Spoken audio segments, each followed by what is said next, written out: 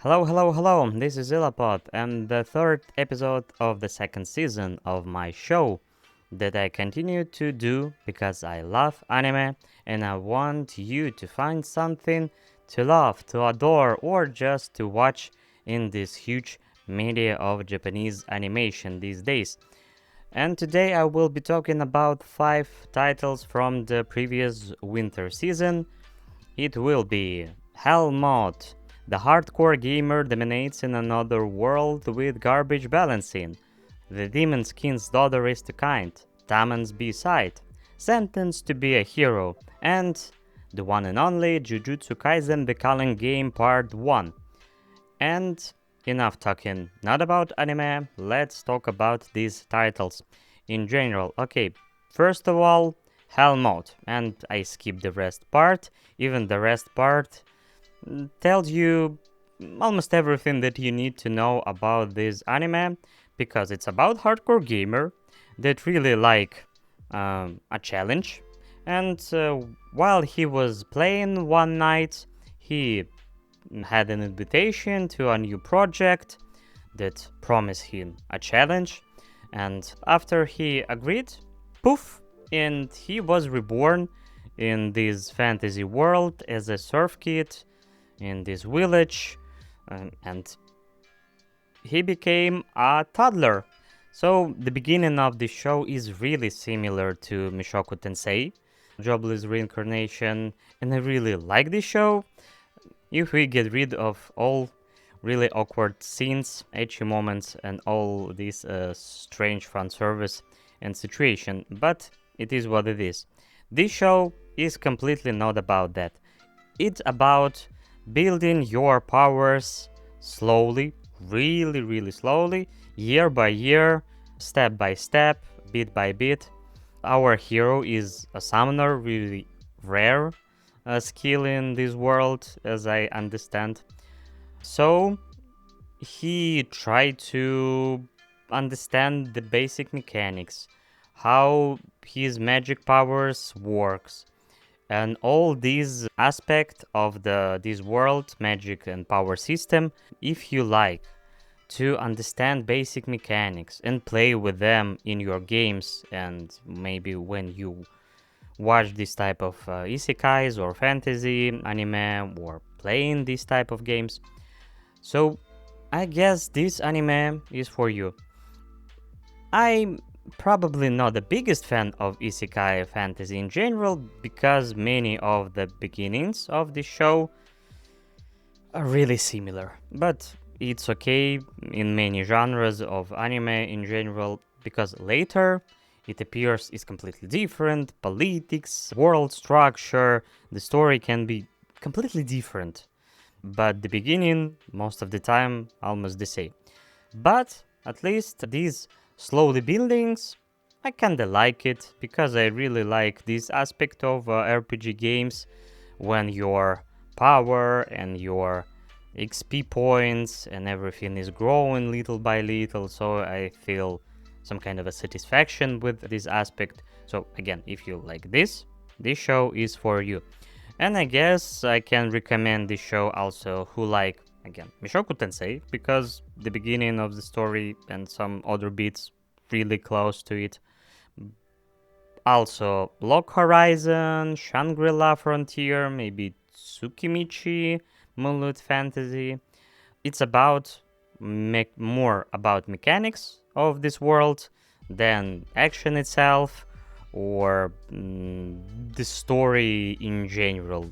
It's not, at least the beginning, the first season is not about being a big epic story, demon lords, etc., but some story beats can provide it, but later. If we talk about strong points in this title, I guess the world structure, some characters, and mechanics of this world and power system is really detailed. I guess it's the strong point. But if you talk about the production quality of this title, it's not high at all. It's about 3D monsters, because our hero is a summoner, like I said before, so he summons not really ugly 3D monsters, and he will be fighting with these 3D monsters, and some of them it's okay, some of them so because at some point it will be a lot of models in the shot, so it is what it is really not a big budget, big production show in general.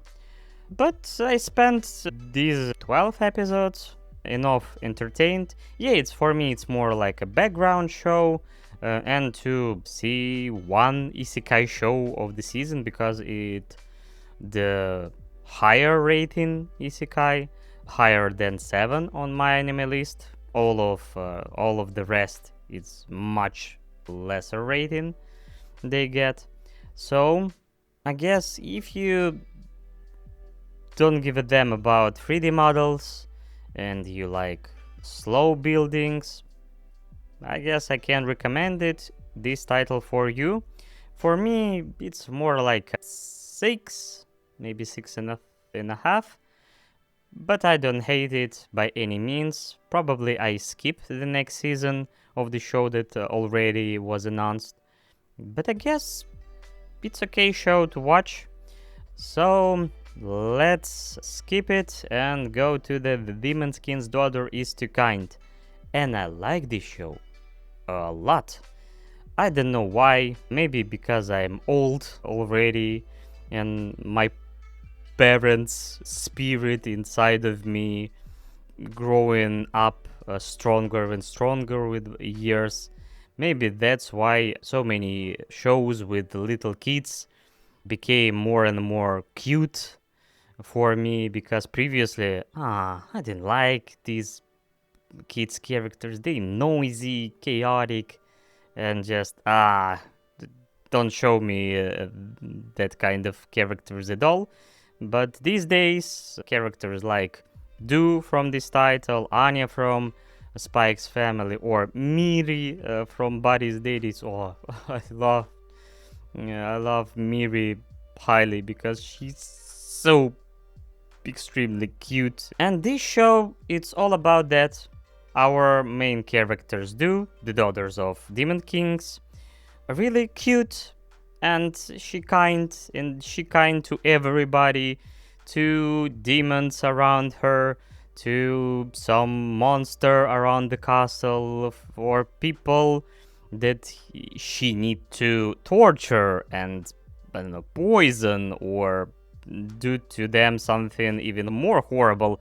But she's too kind, and this just warm my heart extremely every episode. So all 12 episodes I was smiling my ass off. So yeah, it's really heartwarming feeling.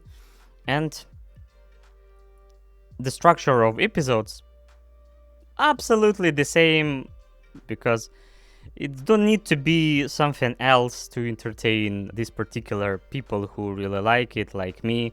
You don't need a big story, some progression, so evolution of characters. You just need another happy song from Do, another funny moment when she need to torture a guy, a slave, but she kind of cure his heart instead.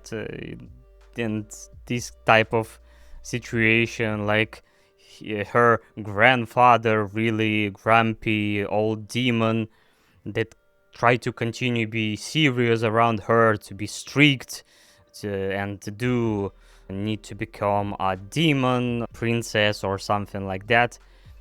But even he at some point just gave up completely. My granddaughter, she's so kind and cute, and I really just want to play with her. And all these demons conquest, it doesn't matter at all for everybody. So yeah, it's really simple idea, simple production quality. So it's not about, again, big budget or something, but it is decent stuff. And I don't know, recently so many titles like that continue to warm my heart. Like I said, Spike's Family, Buddy's Daddies, or for example even Time for Torture Princess. has the same dynamic between Demon Lord and his demon daughter, and it's really cute too.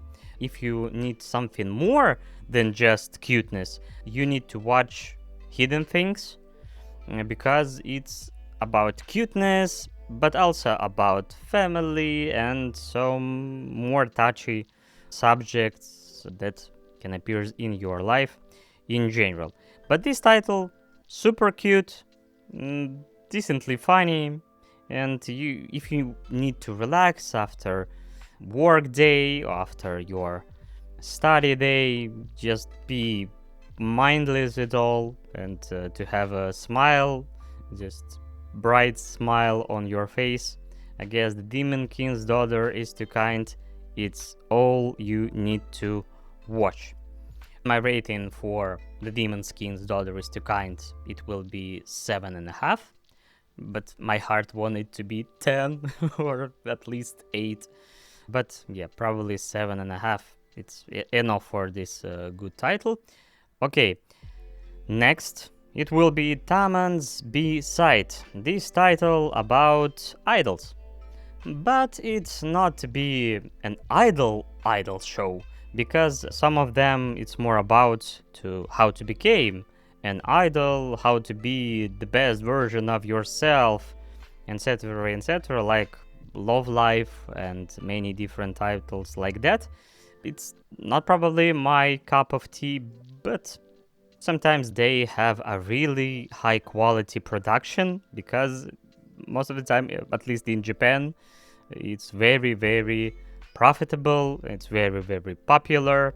But Tamon's B-side, it's not about that. It's more like a classical romance story, maybe more like a rom-com, because it's a really funny show. I was laughing many times. For me, it's one of the funniest show from the winter season in general. And the story is about the young girl who really idolized, literally, her beloved Tamon from the J-pop group Face, and she buys his merchandise and group merchandise and everything that she can get, and she even work in part-time job after school just to buy all these things and buy tickets to the concert, etc., etc. She's obsessed, absolutely. And for her, Tamon, this pink hair guy from the center of the band, he just for her like a god, like idol figure, literally. And one day she goes to her new client. She needs to replace her coworker, and it appears that her client is Tamon himself in the flesh. And it also appears that his stage presence is completely different from his real life, because on the stage he's so sexy, he's so confident in himself, he's really just magnetize all the attention from the public. But in the real life, he depressed, his self-esteem is low, is the floor, and the comedy builds on this big contrast between his stage image and his real life image. And of course on the feelings of main heroine, because for her it was a complete shock to meet her idol, her god in the flesh. But it appears he's completely different person, and she tried to help him with the basic stuff at home, because he was constantly in depressing state. Later he will know about other members, and for her it's kind of a destruction of this perfect image of them, but at the same time it's more human-like image. So all of them are just human without this perfect behavior. It's a more or less healthy describing of the idols in general, because I don't really like when it's like that. They're there's really God and obsession about this, because again, they still just humans with some good sides, bad sides. We all like that. So I like this show try to balance between the idle state and state of the just regular men with some problems in their heads, in their lives, with some traumas and everything like that. So it's a comedy, a little bit drama, a little bit of romance, and I guess it combined it really, really well, at least for me. So it was really funny, and many situation was cute and heartwarming again. I can recommend it to all that really like good shoujo, and maybe it's less shoujo and it can be suitable for everybody. So you don't need to be a fan of the genre in general to enjoy this show. And the production quality is pretty good. Not the highest production, but at least 3D concerts in 3D. It was produced really great. Maybe it's not the same level like, I don't know, Love Life or Uma Musume when they try this idol stuff. But it's really good, and it's kind of awkward because this from the GC stuff. The studio, it's a really big studio with many probably teams around Japan, but it's kind of a bummer when these rom-com anime, it looks much better than One Punch Man Season 3 from the same GC Staff studio. I guess this production committee just gives them a lot more time to create something really decent, and for One Punch Man they give them, I know, nothing at all. I don't want to talk about the sad part about our beloved and butchered boy Saitama even more.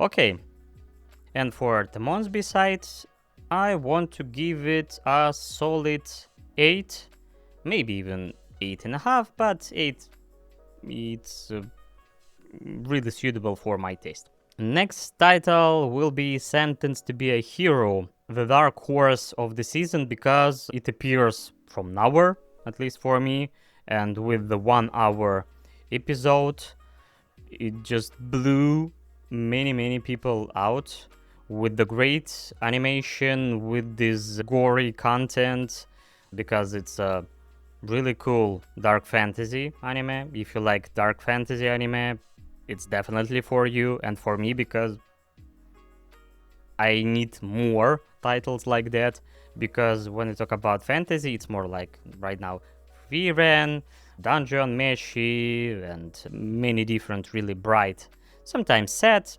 but sometimes dark even, but not that dark like Berserk. So I'm really glad that in last year at least we have Clevates and something like that.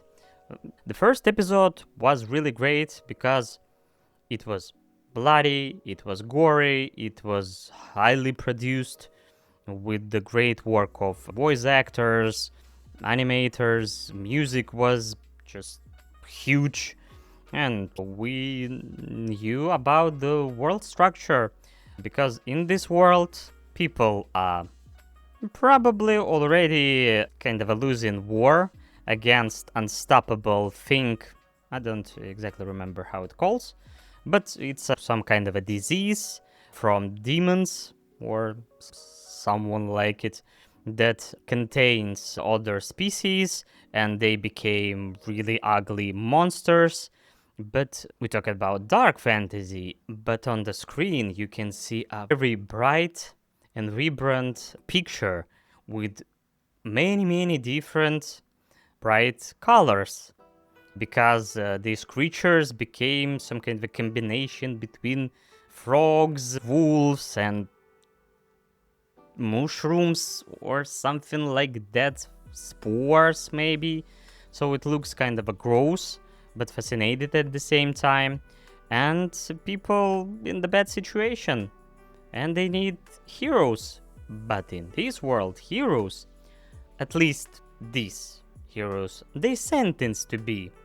Because if you kill many people, or maybe betrayed your country, or maybe doing something even worse, you can become a hero. And after that, you will be reborn. And if the monster kills you, you will be reborn again and again and again. And your memory and your part of your identity just will be thinner and thinner and thinner after every reborn. So it's kind of a depressing state, and so you can be almost immortal, but at some point you will be just empty vessel, like one of the characters in this world.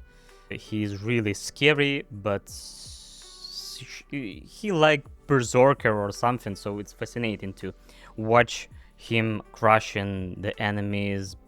And the strong point of this anime, definitely animation, world building from original light novel. It's really interesting with so many intrigues and some politics. It wasn't highly detailed in the first season, so I have a high interest in this world in general and what will be next in the story. So it's a good ride in it. And I guess for me the most prominent thing it's the chemistry between characters. Xyla forbids the main characters and his goddess Theorita that he and his men found in the forest, because his companion just thief who constantly brings something from everywhere. That's why he became a hero in general. And other people like so-called King, Nargal, Sandrich, just these huge guys with the glory mustache who constantly provides you the epic speeches before his mans, just for the kingdom, for the people. He's so epic, he's so good. One of my beloved characters of the story, definitely. And Patosh Kivia, main female characters in the story, and her arc in general was really interesting. So for me, my first season was like a good roller coaster of emotion, of battles, of epic moments, when you just feel chills and when just your blood start to boiling or something. This show is really energetic with some twists, with some interesting world building, and I am really glad that already the second season was announced. I don't know when it will be because the first season is really high quality, and I guess it's not the easy part to create another 12 or 10 episodes of the show for Studio Kai. It's a really high standard. It's one of the highest rated shows for them. I guess this show is their peak for the moment, and I hope they don't put the level down after that. So I can recommend it if you like dark fantasy, high quality animation in general, if you like gory, adventuristic fantasy anime, but not so bright and kind. It's not about that, and I like it for that. My rating, I want to give it 9. And of course, in the end, it's time for a dessert. And of course it will be Jujutsu Kaisen, the Culling game part 1. If you never watched any seasons of Jujutsu Kaisen, do you need to watch it in general?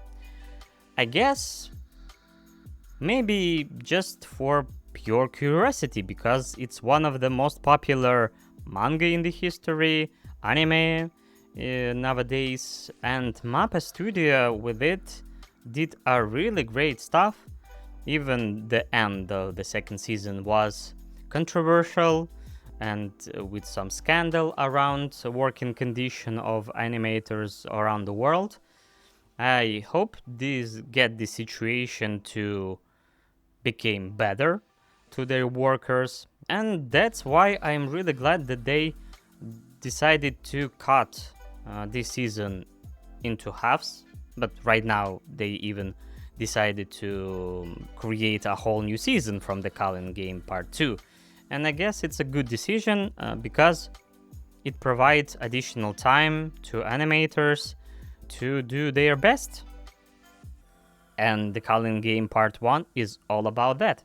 But again, let's talk about a little bit about Jujutsu Kaisen in general, because it's a simple story in the beginning, just classical shonen structure about this really energetic and powerful young guy who wants to help people, and he became a vessel to a really powerful creature from the past. And it's really similar to Naruto beginning if you need to compare. And from these basics of the shonen genre, Gege Akutami, our author, created something maybe not completely new, but with interesting ideas, interesting characters building, situations. So in general, it's not only about magical battles and all about that. Many situations it's more grounded, and many side characters, for me, I really feel this passion about them, and if they die, I was completely ruined at some point because I can't relate to them even in my age. I don't need to be 17, 16 to relate to some characters in Jujutsu Kaisen, and I really like the show for that. And many different characters, it's really good written. They appears, they image, they powers, all of that combine a really cool and unique and stylish battles and everything like that. So the more I think, and sometimes I rewatch this show, previous seasons, I like it more and more. So I guess maybe it's completely not perfect, but it's a really cool shonen anime and shonen manga. So if you haven't watched any episodes of that and you like Bleach, Hunter x Hunter, Demon Slayer, Hell Paradise, Chainsaw Man, I guess you need to watch it without any questions, because it's a really good and high quality content in general. So let's talk about the third season. After production of second part of the second season, many people kind of was scared about the situation with animators, and maybe they was thinking that this season maybe will be less action packed with less quality content, just to prevent this problematic situation from the second season. No, this 12th episode was packed as hell with so great action scenes. This, at least 3 of them, it's like one of the best action scene in my entire life, because Mappa constantly improving themselves, and they give themselves so much freedom in terms how they want to describe it, how to want to direct it, with colors, with camera movement, with angles. They created this weird combination between movie action, anime action, some extravagancy in all of that. That's why I guess Jujutsu Kaisen one of the peaks of action genre in general still, and I like it a lot. But in terms of dialogues, characters interaction, some strategic situation and battles between magicians, I guess it's still cool structure of the fights and interaction between all these really vibrant characters. I don't call it a masterpiece or something like that, but I was impressed with some episodes so highly, because it was shock after shock after shock after shock. How interesting it was shot and drawn. So it was perfect action scenes and ideas and all of this stuff about this Culling game in general. All this lore aspect of it. Yeah, all this stuff with many rules and something like that maybe can produce you a headache, but it's more or less not that difficult to understand because you need still to know some basic and some rules they repeat if you need it. So I guess it's another great season of Jujutsu Kaisen with higher quality, and I really want to see the continuation of the story because I haven't read and don't have any plans to read the original source because I prefer anime in general. But it was home run, just huge success and huge respect to Mappa Studio because I heard of a real controversial situation about a Maki episode because in the manga it was more dramatic, less action centered, and they decided to create homage to Tarantino movie like Kill Bill, and Kill Bill itself is like a parody or reverence to old school Japanese and Asian action movies in general, so it's kind of a reverence to reverence to reverence. But in general, it was really cool, and many episodes it's like a wow, how you even do this? How? I don't understand. So I still is kind of a shock, especially after the final episode 12. It was so magnificent, and I was amazed at so many small scenes. I was blown up completely by this episode. Wow, I really need a continuation as soon as possible, but the animators need to rest, to do something else, and they provide to us a new season in near future, I hope.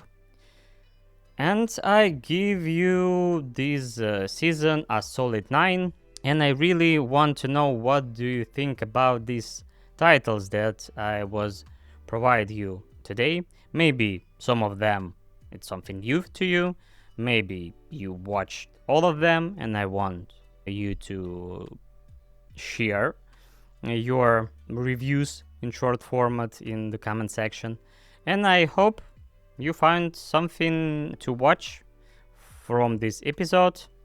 So thank you for watching or listening. Thank you very much for supporting this podcast. For me, it's a kind of a big experiment, more like a English training because my English is still very bad and my speech is filled with and everything like that, unfortunately. Nevertheless, again, thank you for spend time with me. And it was ILApod, I Love Anime podcast. I'm doing this because I love anime in general. Thank you. Bye bye.